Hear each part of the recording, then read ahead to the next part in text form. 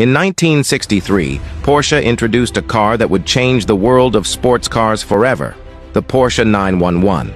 The 911 was a radical departure from its predecessor, the Porsche 356.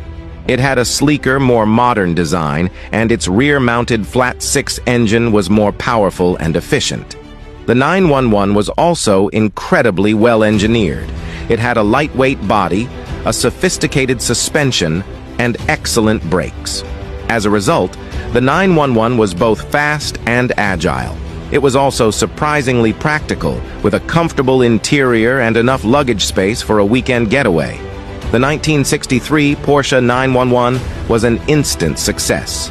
It quickly became the benchmark for all other sports cars, and it remains one of the most popular and iconic cars ever made. It is still in production today. First introduced in 1963, the 911 is a rear-engine sports car that is known for its excellent performance and handling. The 911 has won numerous races and championships over the years.